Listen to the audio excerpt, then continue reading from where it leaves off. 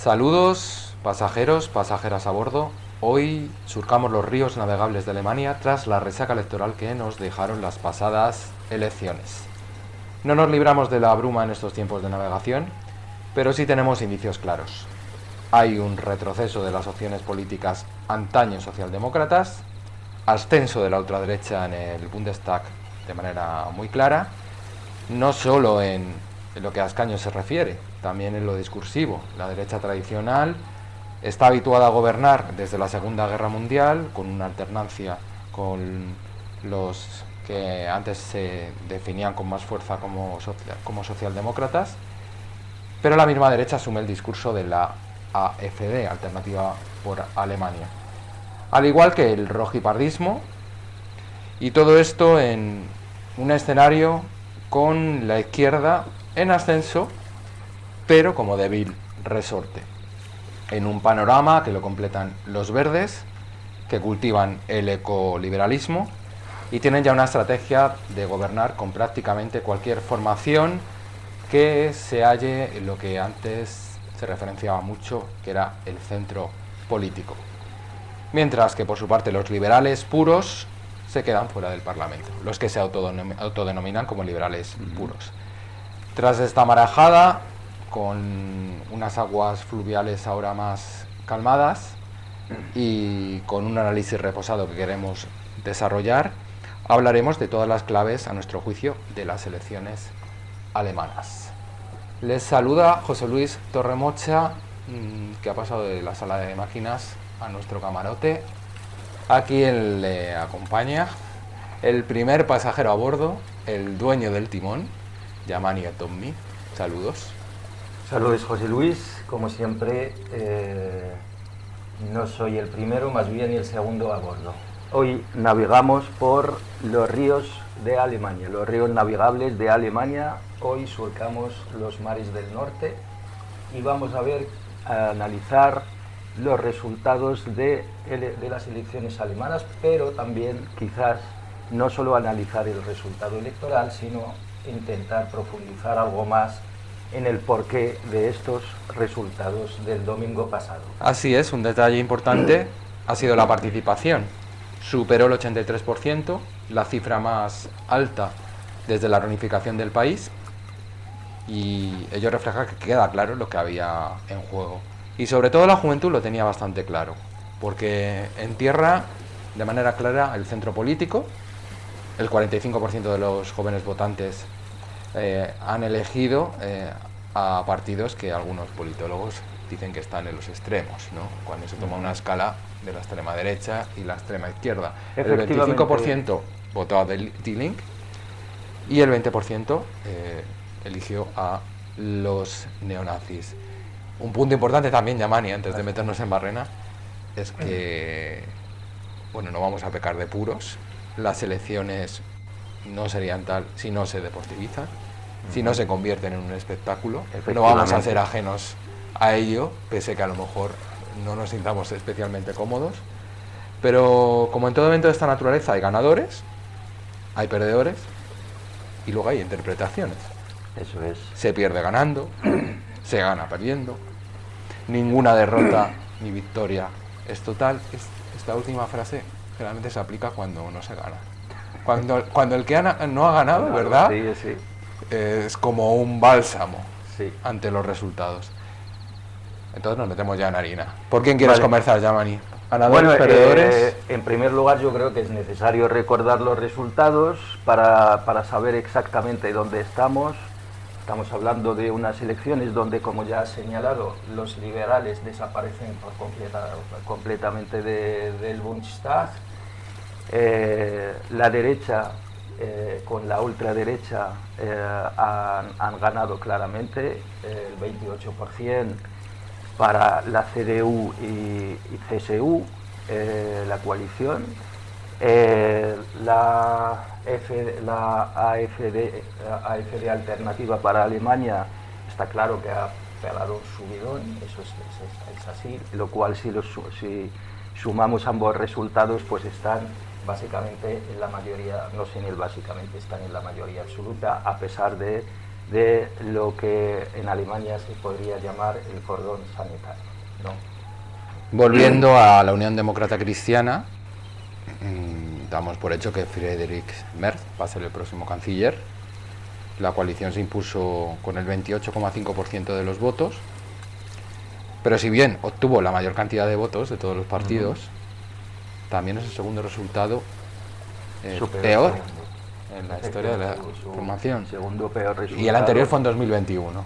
Claro, está claro que hay un giro hacia discursos más radicales, lo cual la CDU, la derecha democristiana de siempre, a pesar de haber ganado, está claro que está de algún modo u otro está cediendo el espacio de su derecha a los neonazis. No hay que olvidar que Alternativa para Alemania prácticamente ha duplicado su resultado, ha pasado del 10,4 al 20,8, y eso hay que tenerlo en cuenta. Habrá que ver también, yo creo que también hay que relacionar las elecciones solo en términos internos dentro de Alemania, sino hay que ver el contexto global. Sí, iremos a ello. Claro. Iremos a ello. A mí lo que también hay que señalar que las opciones rojepardas han fracasado. El discurso rojepardo ha fracasado. La opción o las opciones. Digámoslo de algún modo, cuando la izquierda tiene un discurso claro, tiene un discurso de la izquierda, puede todavía tener algunas... Pasaremos de eso. ¿Ya se ha acabado con los ganadores o todavía...? No, que va, acabamos de empezar con los ganadores. Porque ha sido el rojipardismo, lo consideramos perdedor, ¿no? Hombre, si lo analizamos en términos de elecciones, se quedaron a 3 décimas, pero pensaron, tú ten en cuenta que cuando surgió esa coalición de, no me acuerdo de la líder, ¿cómo se llamaba? Sarah Wagenknecht, creo que se... Razón y Justicia. Razón y Justicia. BSW, Razón y Justicia. Eso es. Algunas encuestas le daban 1 de cada 3 votantes en Alemania. Algunas otras llegaron a darle el 14%. Fallaron las encuestas también, ¿eh? En este aspecto sí. En este aspecto sí que fallaron. También respecto a la izquierda de Die Link. Ha fallado, puesto que algunas ni siquiera les daban el techo del 5%, o sea que les dejaban fuera del Parlamento, del Bundestag. Volviendo a quienes consideramos ganadores, es reseñable el caso de Friedrich Merz. Yo creo que es muy relevante el momento actual en el que estamos, que yo creo que alimenta la esperanza de cualquier político de derechas, porque acumuló derrotas mientras estaba luchando por el liderazgo antes de que surgiera una tal Angela Merkel, a la que ganó contra todo pronóstico en 2002, mujer y del este, y que cuando pues la canciller alemana se asentó, y vaya si se asentó, se fue al sector privado. Sí, así es. Y se enriqueció, volvió siendo millonario y con un discurso muy próximo a la ultraderecha, por lo que podemos decir que se suma a la ola de multimillonarios y racistas que ganan procesos electorales. Decimos racistas con todas las letras porque se ha referido a la población de origen musulmán como pequeños pashas, o a las personas refugiadas ucranianas como turistas sociales. Es un exdirectivo del fondo de inversión estadounidense BlackRock. Ha maniobrado en ciertas ocasiones, como hacía mención Yamani, para romper el cordón sanitario.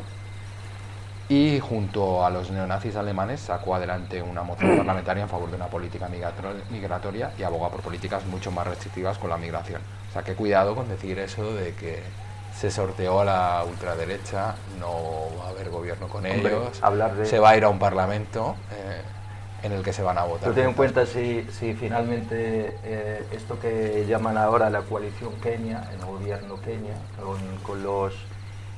con CDU, con socialdemócratas y con los verdes, la alternativa para Alemania pasará a ser ya la oposición.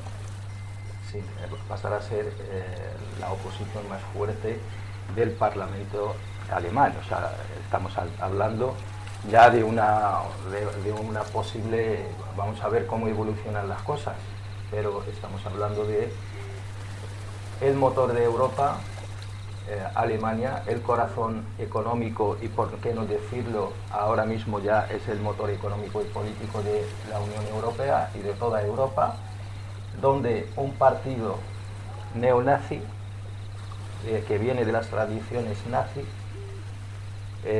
está ya en disposición de ser la oposición, si finalmente sale este gobierno Kenia, la oposición real de Alemania. Hay que dejar algunos datos muy claros para dejar claro el panorama al que nos enfrentamos y por el que navegamos. 1 de cada 5 votantes alemanes eligió a los herederos del nazismo. Esto es así, 90 años después. Efectivamente. Más de 10.300.000 personas votaron a la alternativa para Alemania. Y en ese 5 millones más, lo has dicho antes, el doble. El doble. O sea, han ganado 5 millones, han arrancado 5 millones. ¿A quién se lo han arrancado? Y muy concretamente, Yamani, te quería plantear, ¿estamos ante un partido atrapalotado?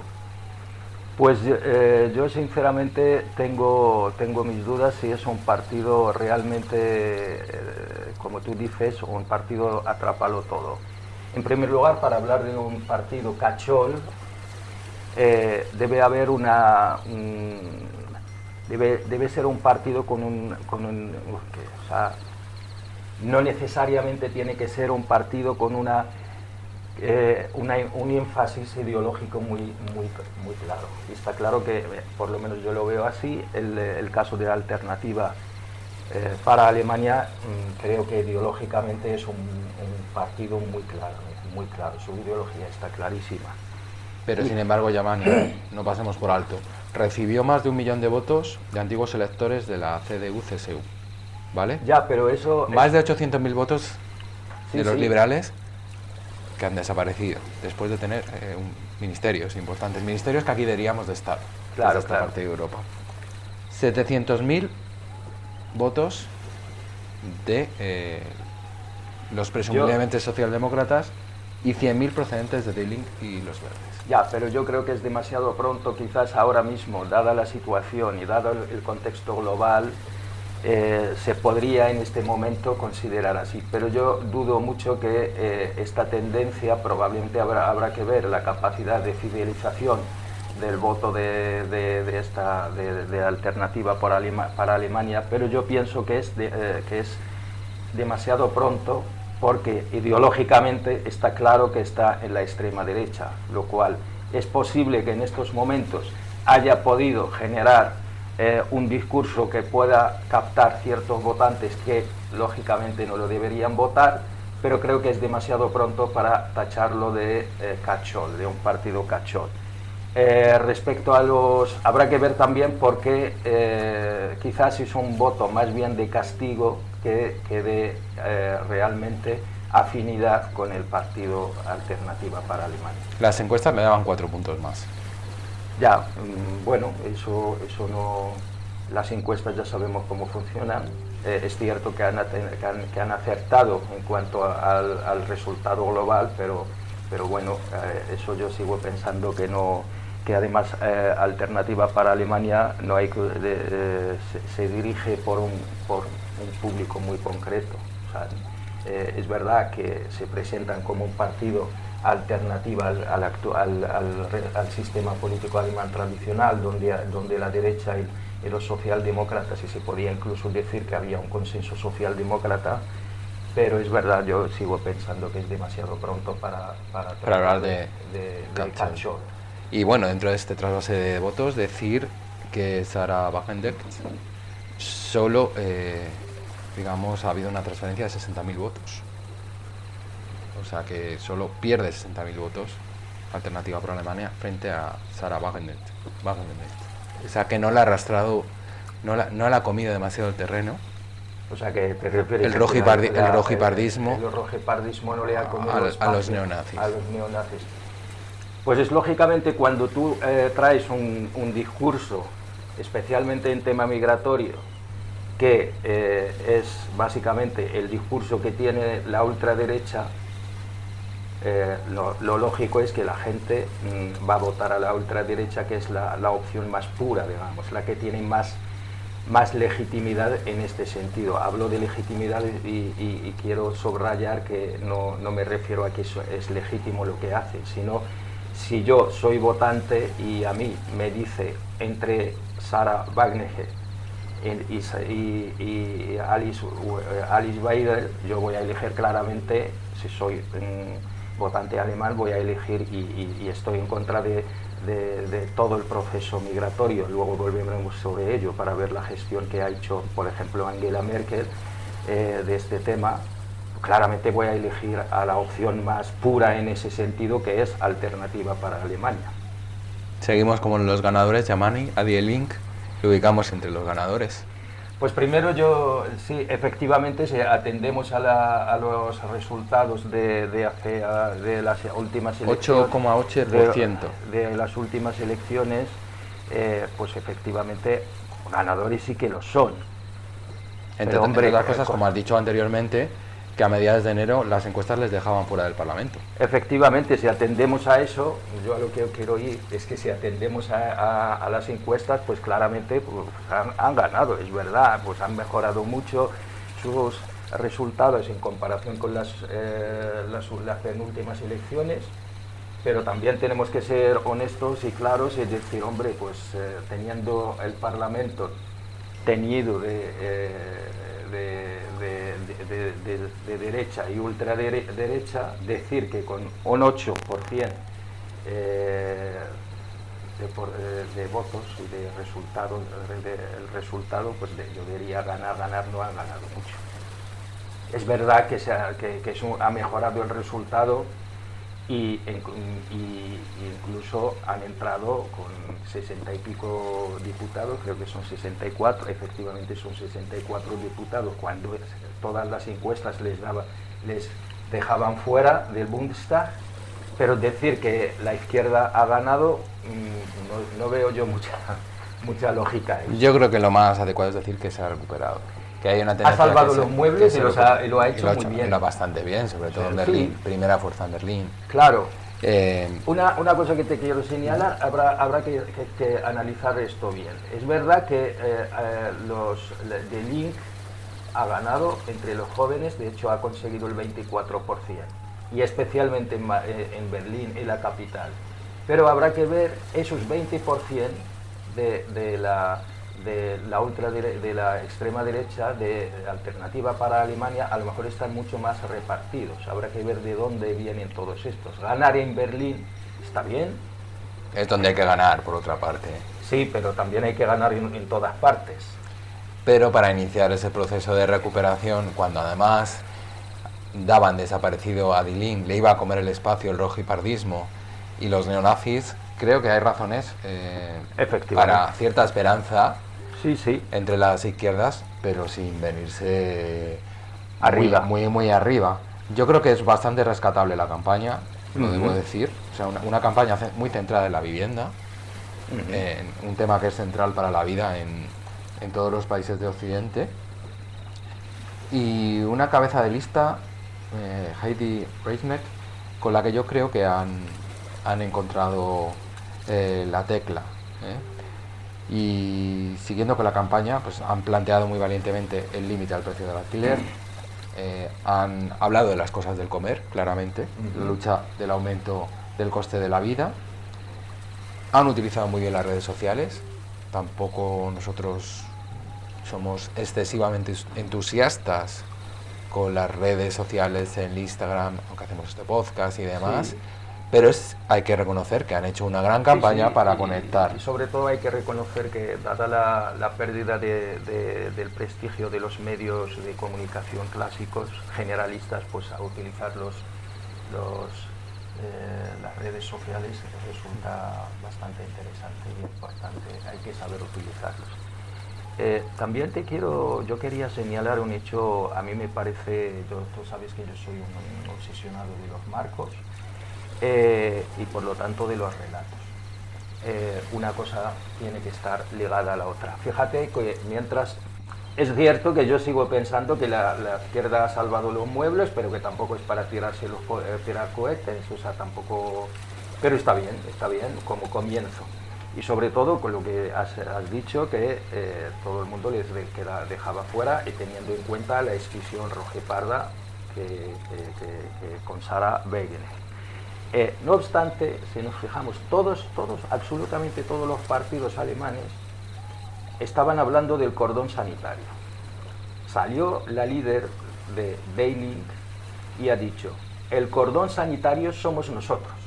Es decir, que mientras todo el mundo daba por ganadores a la alternativa para Alemania, ellos establecían un marco nuevo de no, aquí nada está perdido, nadie ha ganado todavía, aquí todavía hay partido, y han establecido un marco en que ellos eran la única alternativa real contra tanto la CDU, pero especialmente contra la alternativa para Alemania. Y por lo tanto estaban creando un clivaje de confrontación directa con la derecha y la ultraderecha. Y eso es un marco muy interesante que hay que tener. ¿Eso qué quiere decir? Que hay que pasar a la ofensiva. No entraron en el gobierno, eso también es importante. No han sufrido ese desgaste. Efectivamente. No han entrado en el gobierno, quizás porque nadie les quería en el gobierno tampoco. Pero les ha salido bien. Les ha salido efectivamente bien, les ha salido bien. También porque en Alemania existía otra alternativa, mucho más viable. Creo que también, Yamani, hay que reseñar la apuesta que ha tenido por el desarme. Sí, efectivamente. Oponerse al aumento del gasto en defensa. Porque esto ha hecho que conecten con el antiguo electorado verde.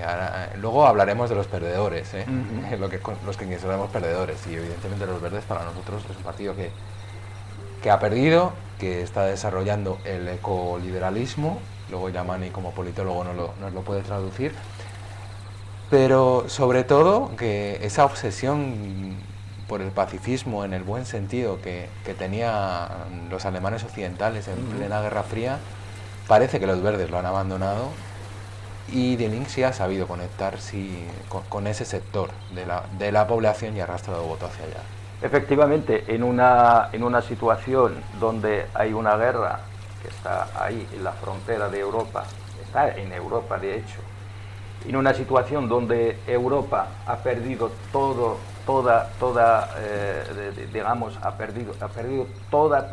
aquel prestigio histórico que si en algún momento lo tuvo después, especialmente de la Segunda Guerra Mundial. Europa estaba perdiendo toda brújula moral, tanto en Ucrania como en Gaza. No obstante, y eso a mí me resulta extraño, por ejemplo, los verdes han estado siempre con el Estado sionista de Israel. Nunca han abandonado, ni siquiera han cuestionado la política, el exterminio, por ejemplo, el genocidio en Gaza. Claro, una izquierda tiene que ser consecuente, y consecuente con que tiene que ser pacifista a favor del desarme, lógicamente. Y además en Alemania, que efectivamente hay una cierta sensibilidad histórica a todo lo que tiene que ver con la guerra, pues ellos han sabido utilizar ese discurso pacifista, y sobre todo también porque el discurso, el marco internacional ayudaba a que se creara un discurso antibelicista. Que han sabido, digamos, han sabido gestionar ellos conectar, porque además no estaban en un gobierno que ha sido guerrerista, y con unos verdes que han sido guerreristas, que luego nos traducirás el ecoliberalismo, pero no lo sé, es una expresión y una táctica y estrategia de los verdes que tal vez hayan dejado de ser lo que fueron, ¿no? Bueno, los verdes no sé yo si siguen siendo ahora mismo. Es curioso que los verdes también hay que tener en cuenta que los verdes tienen dentro mucha gente que viene del ecofascismo, ¿no? Entonces, es que los verdes, como con tantas corrientes dentro, pues lógicamente a lo mejor no les quedaba más remedio que elaborar un discurso que aunara y que garantizara toda la unidad del partido. Yo dudo mucho que el sistema liberal, sobre todo ahora ya en su fase en la que estamos ahora, tenga sea compatible con el ecologismo. En un sistema donde tú de antemano defiendes la competitividad encima de cualquier cosa, las industrias, etcétera, para competir tienes que generar industrias que necesariamente tienen que contaminar, pues ser ecologista no lo veo yo mucho, la verdad. Vamos a terminar, si te parece, con la izquierda, con el análisis de la izquierda. Yo quería apuntarte algunas cosas al respecto para, si te parece, ya pasar a los perdedores, ¿no? Creo que han sabido sortear esa idea de la ultraderecha, de la derecha, incluso voy a decir de los socialdemócratas, de señalar a la migración. Y Reichneck en su campaña ha dicho: los culpables y los responsables de nuestra situación no son los migrantes, son los ultrarricos. Es la desigualdad económica, es la prácticamente inexistencia de la redistribución de la riqueza como columna vertebral desalineada de un país que ha sufrido un importante golpe económico. Han llegado a afirmar y han conectado con ese voto tradicionalmente socialdemócrata. Y un tema que quería dejar aquí en la mesa, que vamos a ver cómo se desarrolla, ya sabes que yo creo mucho en la construcción de partidos y creo que los partidos no deben ser solo marcas que se presentan a las elecciones. Desde principios de 2025 su militancia ha crecido más que en los últimos 15 años. Cuidado. Y población joven. Sí. Bueno, es verdad que si nosotros analizamos lo que de Link, con eso de que ha conseguido los votos de los más jóvenes, especialmente entre 18 y 24 años, eso quiere decir que es un partido con futuro. Salvo que no sepan gestionar esta situación, de Link es un partido que tiene futuro, ¿no? O sea, el 24% de sus votantes son gente joven, lo cual eso claramente han sabido captar el voto joven. Pero yo quiero ser cauto en ese sentido. Habrá que ver quizás el hecho de que todas las encuestas le daban un gran resultado a la alternativa por Alemania, ha hecho que se movilizara el voto joven, el voto en general, que también hay que relacionarlo con con la participación, y que ha sido una participación bastante elevada, el 83% de participación, lo cual esto es, por ejemplo, en otros países como España es impensable, es muy difícil, en raras ocasiones se da. Aquí estamos entre 73, las últimas ni siquiera, pero en una movilización tan grande, lógicamente, pues yo sigo pensando que estas elecciones todavía es demasiado pronto para ver por dónde van los tiros. O sea, no hay que olvidar que estamos hablando de encuestas que le daban a la alternativa para Alemania un resultado mucho mayor de lo que finalmente consiguió. Esto probablemente ha movilizado al votante de izquierdas y probablemente también el hecho de que haya surgido un partido rojepardo, una escisión, esto también ha hecho que se aglutinara el voto alrededor de Link, porque a lo mejor mucha gente no está de acuerdo especialmente los jóvenes, con las ideas rojepardas, porque para eso está ya la alternativa para Alemania, que tiene un discurso mucho más elaborado en temas de migración, por ejemplo. Nos metemos ya de lleno en las opciones que consideramos que ha perdido. Hablamos del SPD. Podemos decir que se ha hundido. Efectivamente, o sea, eso es un partido que que de hecho ha estado gobernando y... El resultado más bajo de su historia desde la Segunda Guerra Mundial. Efectivamente. 16,4%. Sí, ha bajado más del 9%. Es un batacazo. Scholz ha dicho que no va a continuar y no va a hacer parte de las negociaciones. Lógico, no le quedaba otra. Hemos hablado antes de los verdes, 11,6% del voto. Los verdes han bajado también, han bajado un 3,1. Han conseguido 85 escaños cuando hace poco estaban en el gobierno también. Robert Habeck, su candidato, sigue obsesionado con África, ¿no? Con la coalición Kenia. Eso es. Empeñados en entrar en el gobierno. Bueno, esto viene a certificar el giro de este partido que todos ya estos últimos años hemos visto sus posicionamientos. Yo acabo de señalar hace poco el tema de Gaza, un partido que se ha posicionado muy claramente a favor de la política de genocida del Estado israelí. Es un partido que se ha mostrado además muy guerrerista. Y obsesionados, yo creo bélico. que obsesionados con superar que no pintan lo que les gustaría. Comentábamos en una ocasión ese viaje que hicieron a la India, por ejemplo, o que hicieron a Siria. ¿Recordarás? La ministra de Exteriores. Sí, la ministra, por cierto, la ministra de Asuntos Exteriores, creo, del gobierno de Scholz, era de los Verdes. Viajó hizo una visita oficial a Siria. Ha sido recibida por el actual presidente. Moderado. Sí. Eso nos han dicho, que era el Golani, como lo llaman los periodistas en el Líbano, el Golastani,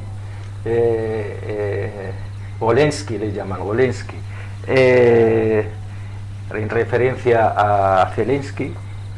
Y sabes lo mejor, una ministra de un país como Alemania, un país con una gran tradición demócrata, un país además una ministra de un partido verde que debería estar en contra de cualquier guerra porque las guerras contaminan, ha sido apartada directamente, como es lógico. De hecho, en la foto oficial su imagen ha salido pixelada y ella aceptó ese trato. Ese es el tipo de lo que se ha reducido desgraciadamente el Partido Verde, pero Partido Verde que ya ha perdido, lo único que le queda de lo verde, no sé qué es el nombre. ¿Qué panorama crees que va a haber ahora que no van a estar en el gobierno? Bueno, ¿tú ya das por hecho que no van a estar en el gobierno? No hay que dar por hecho nada, pero todo indica que no. Hombre, la CDU apuesta por un bipartito y claro, yo creo que prefiere un bipartito. Hombre, está claro que tienen posibilidades de gobernar el CDU con SPD, no les hace falta el Partido Verde, pero Alemania también a veces nos sorprende. Pero me gusta tu apunte, todo puede pasar en política, y si no que se lo digan a los liberales. O sea, de tener ministerios de Estado a no estar en el Parlamento. Pero te das cuenta que a nivel internacional... Y de hecho mucho más considerados que los verdes. Sí, claro. Como hombres eficaces, gestores, etcétera, liberales. Etcétera, dentro del ordoliberalismo alemán, etcétera. Pero te das cuenta a nivel internacional, últimamente, cada vez que se convocan elecciones, los liberales, los que se autodenominan liberales, desaparecen. El último bastión ya es Macron, que ya de liberal tiene pocos, nunca lo ha tenido, pero bueno, él se denomina así. Y está claro que no va a seguir siendo presidente, es difícil en Francia, lo cual estamos ante un giro hacia un mundo gestionado por los conservadores, ya no los liberales. De momento. Y yo diría incluso la democracia liberal representativa, tal como la conocemos hoy, también está, probablemente dentro de poco estaríamos en un mundo diferente. La democracia liberal representativa cada vez es más débil. Y por último, para terminar con el capítulo de perdedores, el rojipardismo, ya hemos hablado de él, pero no está muerto. No nos llevamos al engaño de que porque no hayan entrado en el Bundestag, cosa que consideramos muy positivo, por supuesto, han desaparecido. Sí, efectivamente es positivo que nosotros aquí no vamos a andar aquí de neutrales ni de imparciales, todo lo contrario. Efectivamente es muy positivo que una opción como es el partido, opciones rojepardas queden fuera, pero no hay que olvidar que han conseguido un 4,7, no han entrado, pero tienen base para reorganizar y tiempo para reorganizarse. Ahora les tocará probablemente gestionar las expectativas, porque seguramente las tenían muy altas. Ya hemos dicho antes que hubo un momento en que pensaban que iban a conseguir hasta un 14, incluso había alguien por ahí que les daba 1 de cada 3 votantes. Pero bueno, ahora les toca gestionar las expectativas, gestionar la desilusión. Y también yo he estado leyendo que Sarah Wagenknecht tampoco es que ha sido, que es buena gestora, pero que mucha gente dudaba de su capacidad de liderar. Y probablemente habrá que ver también si Sarah Wagenknecht sigue o no al frente. ¿No te da la sensación de que dieron por enterrada a la izquierda muy rápidamente? Pues en general siempre suele ser así. Siempre suele ser que actualmente, tal como está con el auge de la derecha, los medios de comunicación suelen dar digamos que cometen el error de Fukuyama cuando declaró el fin de la historia. Generalmente a la izquierda siempre le dan por muerta, pero bueno, la izquierda tiene una capacidad bastante grande de fidelizar, tiene un suelo de votos muy importante, y sobre todo el discurso de izquierda todavía se ve que todavía en algunos casos todavía puede funcionar, pero hay que abandonar la trinchera, hay que abandonar la idea de la resistencia y salir a la ofensiva. Alemania nos deja muchas lecciones para Europa Occidental. Estas elecciones desde luego dan muchas respuestas a lo que está pasando. Yo creo que en general, pues en nuestro caso no podemos ser optimistas. No. Pero no tenemos motivo. Pero quedan claves que son importantes para los futuros procesos en la Europa periférica, y no solo en la Europa periférica. Si quieres, en este tramo final podemos hablar de la internacional reaccionaria, de Donald Trump, de Elon Musk, ¿o querías aportar algún punto sobre las elecciones? Hombre, yo creo que a lo mejor deberíamos quizás hacer una especie de hacernos la pregunta, para mí importante, ¿qué ha sucedido en Alemania para que la derecha y la extrema derecha de Alternativa para Alemania vuelva a ganar? O sea, yo creo que es necesario hacer ese aporte y al menos aportar una o dos ideas clave. En primer lugar, yo pienso, no soy yo quien piensa eso, está claro que las causas pueden estar en primer lugar en el agotamiento del modelo económico alemán, un modelo que se ha basado principalmente en las exportaciones, especialmente la exportación de los coches. En segundo lugar, y eso es importantísimo, ha habido un estancamiento de los salarios. O sea, Alemania era competitiva con los coches de combustión interna, pero también era porque tenía una gran industria automovilística, pero sobre todo también porque ha habido un estancamiento de salarios, lo cual un modelo también que se basaba principalmente en el capital, lo que llamaríamos el capital variable, ¿no? Todos nos acordamos de los mini-jobs, ¿no? En Alemania.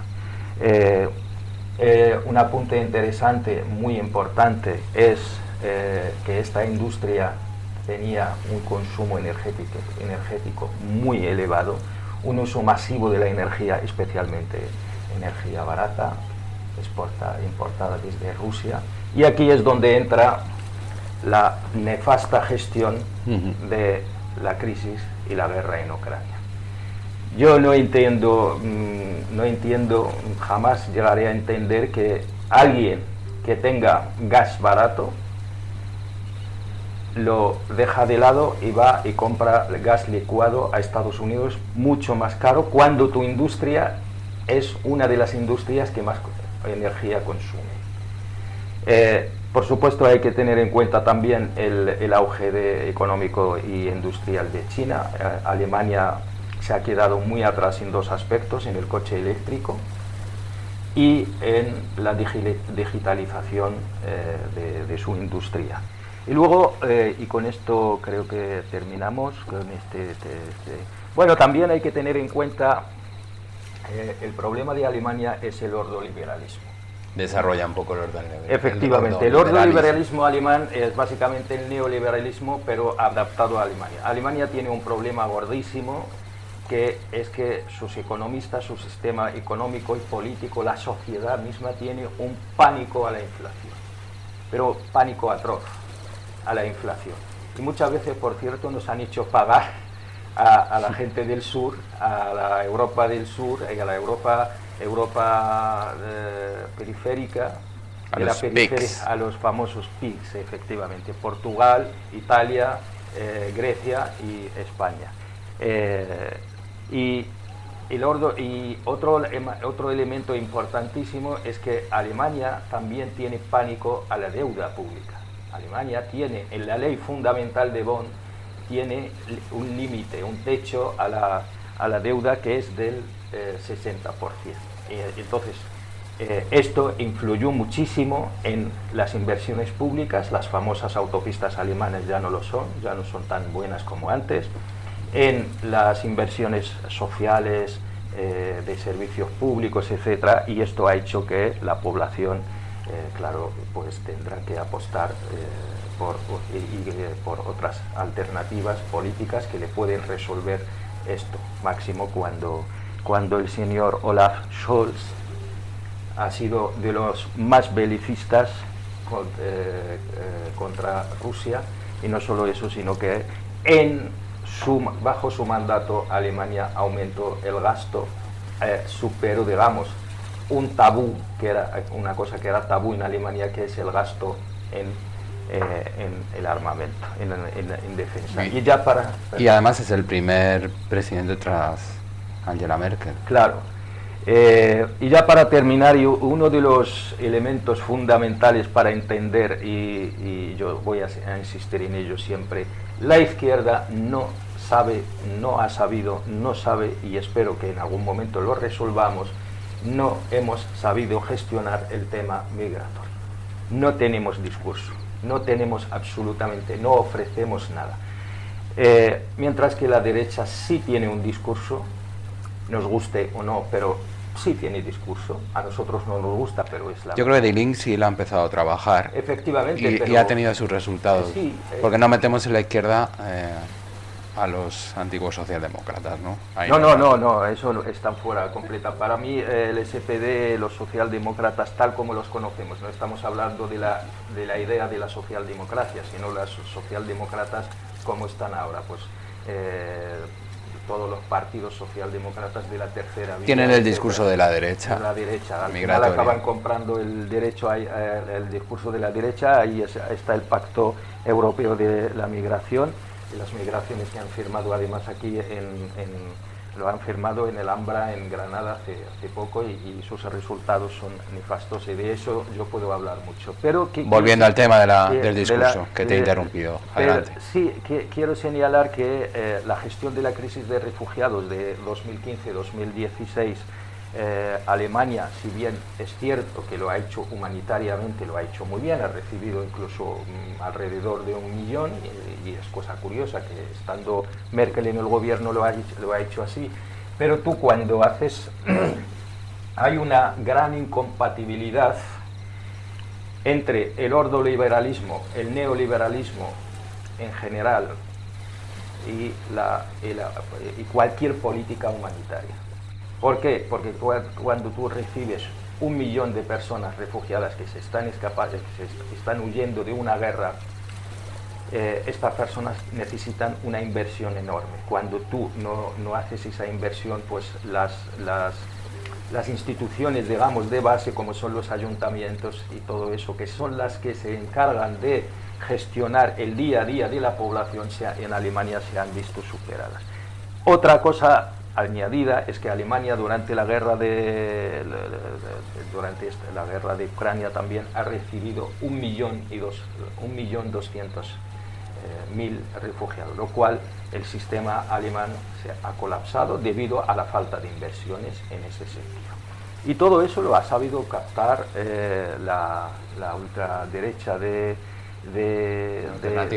Alternativa para Alemania, y por supuesto en este sentido sí que Alternativa para Alemania captaba votos básicamente de la derecha, de los socialdemócratas, de la CDU, porque la CDU le echaban la culpa de haber gestionado mal la crisis de 2015-2016, a Olaf Scholz del SPD la crisis de Ucrania, lo cual quedaban ellos solos, mientras que la izquierda, sí, es verdad, como bien has dicho, ha sabido generar por fin un discurso más o menos aceptable acerca de la inmigración, sabiendo dónde hay que colocar la problemática, pero ya era tarde porque, claro, la Alternativa para Alemania ya había sabido capitalizar todo ese descontento. Solo ya, y con esto termino, por ejemplo, los sondeos aseguran que más del 46% de los votantes de Alternativa para Alemania consideraban que la inmigración era una problemática muy importante. Fíjate que en una economía alemana que está en decadencia, que está en el eje de su discurso, no nos engañemos. Claro, pero eso quiere decir que ha calado su discurso. En principio se supone que en un país donde la economía es muy importante, es el país más importante económicamente de Europa, en un país donde el PIB no hay casi crecimiento, creo que está en 0,2 o 0,3, se supone que la economía tiene que ser el tema relevante, el tema más importante. Pues no. De hecho, solo el 12% de los votantes de AfD consideran que la economía es importante, y el 15% consideran que la seguridad social es muy importante. O casualidad, la seguridad social suele tener algo, tiene que ver también con todo el colapso del sistema debido a lo que ellos consideran invasión de los extranjeros. Y por último, el 17% considera que la paz internacional es importante. La paz internacional quiere decir lo contrario de la guerra, por lo cual dejémonos ya de guerras, porque si no yo tengo que pagar el pato. Al final quien tiene que recibir y quien tiene que pagar soy yo. Y pagar también las facturas más caras. Claro. Es que es absurdo, o sea, yo de verdad considero que Angela Merkel lo tenía bastante claro. Angela Merkel es verdad que lo tenía bastante claro, pero probablemente ella tuvo también algo que ver con todo esto. O sea, que ahora el Olaf Scholz se ha comido todo esto, pero Angela Merkel, que llevaba muchos años gobernando, muchísimos años gobernando, y algo tiene que ver con todo esto. O sea, que todas esas... Pero la confrontación con Rusia... ella nunca la quiso directamente, valoraba, ponía en el escenario otras cosas. Eso es verdad, pero también fue ella quien estableció unos acuerdos con Rusia, con un gas barato, y mientras recibían el gas barato, tampoco... los economistas dicen nunca hay que meter todos los huevos en la misma cesta. Pues probablemente ella metió todos los huevos de su industria todo el futuro de la industria alemana en manos del gas ruso. Si te parece, Yamani, vamos concluyendo. Elon Musk, Donald Trump, la Internacional Reaccionaria, ¿ganan o pierden? Ganan. Y pierden. Ganan seguramente, para mí en estos momentos ganan, y ganan con claridad, porque de hecho Trump ha felicitado, fue uno de los primeros en felicitar a Merz. Él sabe perfectamente que Merz es un tipo que, si bien es cierto que es de la democracia cristiana, pero que es mucho más de derecha, o sea, que es del ala derecha radical dentro de su propio partido. En estos momentos que tiene una gran conciencia de clase, Trump. Otro rico, Merz, Trump, BlackRock, todos son de la misma. Claro, los ricos no se confunden nunca de clase, eso es un hecho. Elon Musk ha apoyado bastante Alternativa por Alemania. Yo no sé si le ha servido eso a Alternativa para Alemania, que a Elon Musk se haya metido tan de lleno en las elecciones. ¿Porque ha movilizado más a la izquierda?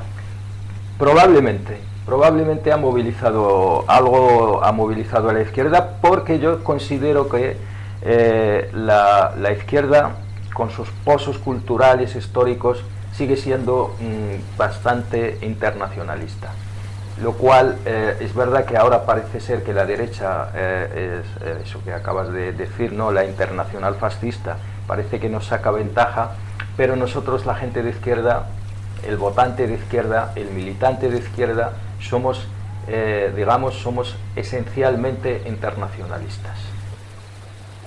Con ese mensaje podemos hoy poner el ancla de este buque que nunca deja de navegar, Yamani.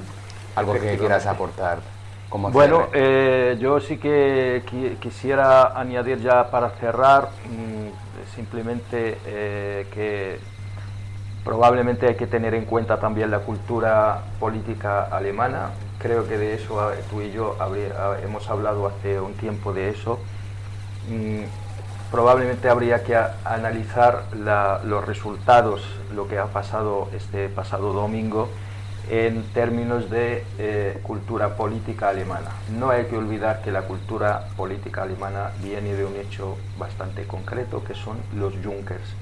Y la derecha alemana, probablemente esa idea de el chauvinismo alemán, Alemania, que éramos los conductores, éramos la máquina, éramos el motor, somos todo dentro de Europa. Esto a los alemanes, probablemente ahora que no les va tan bien como ellos como ellos quisieran, probablemente ha movilizado más los ánimos de la derecha nacionalista que en otras ocasiones. Seguiremos surcando los mares, navegando por los ríos. Les instamos a que nos sigan en nuestras redes, a que visiten Transatlántico con K, siempre con K. Transatlántico.org con K. En el apartado El Camarote también con K. Con K. Con la K de siempre, ¿no? Sí. Que nos ha acompañado desde que iniciamos este proyecto. Muchísimas gracias por acompañarnos. Volvemos pronto con esta mirada, sacando el catálogo, concreta, pero también profunda. Cuídense. Feliz semana.